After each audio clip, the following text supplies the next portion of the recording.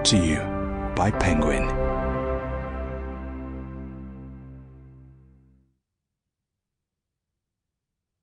Music is Medicine, written and read by Daniel Levitin. Dear listeners, all of the songs I mention in this book can be found, in the order mentioned, on your favorite music streaming service. For copyright reasons, I couldn't insert them into this audiobook, but point your browser to linktree/secretchord to hear them as you go. That's linktr.ee/secret chord, SECRETCHORD. Chapter 1. A Musical Species. Science seeks to find truth in the natural world. Art seeks to find truth in the emotional world. I'm walking on Revere Beach outside of Boston, where the low tide has pushed the ocean far away from the shore, and the wet sand is squishing up between my toes. I came here for no particular reason, just to clear my head after 2 frantic weeks in the city, surrounded by noise, construction, and crowds. A briny, sweet smell hangs over everything in the thick humidity of September. Warm air and wafts of cool breeze intermingle. It is t-shirt and jacket weather, both at the same time. I sit in a hard plastic seat on the Blue Line as the car speeds smoothly forward. The Blue Line trains are some of the oldest. They feel like an anachronism. I'm counting the stops to Government Center, where I'll get off to pick up the Green Line, looking at the passengers. A couple of small children with plastic buckets taking sand souvenirs home. A college student lost in her book. A man with work boots and the dust of a day's work clinging to his clothes. As we get closer to town, more people get on, and I can no longer see the children or the young woman with the book. The man in the work boots gives me a nod, and I nod back.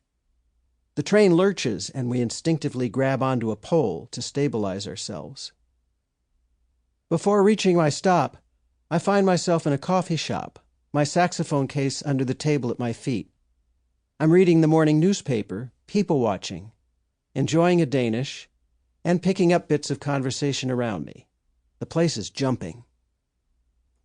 Different cities have distinct feels. The air smells drier or damper. The sounds bounce off buildings and landscape in their own way.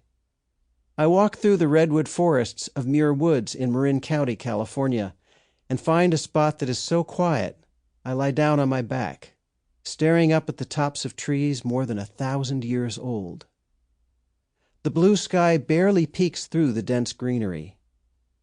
I can't hear a single human-made sound, and at this time of day, the birds are quiet. I have to wait a few minutes to hear a song far off in the distance. I close my eyes. Hello, darkness, my old friend.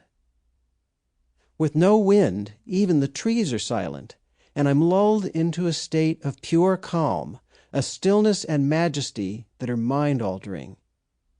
I'm hypnotized by the thick, dark red bark. These trees exist on their own time scale so much longer than human life. Someone at the bar drops a glass and it shatters. I open my eyes and realize I've been here all along, in this room, the Keystone Corner, a jazz club in my hometown of San Francisco. Art Blakey and his jazz messengers have been playing, and I was lost in the music, here and yet not here, my mind taking me through different places and scenes, all while sitting in my chair at this table. Wynton and Branford Marsalis have just taken solos on In Walked Bud and passed them on to Donald Brown, the young pianist. All of us were young then, still in our 20s, except for Art, who is my grandfather's age, beaming, moving things along, directing traffic, as he says. Until the glass crashed, I had been in what neuroscientist Richard Davidson from the University of Wisconsin calls experiential fusion, the state of being so absorbed that your conscious... Sample complete. Ready to continue?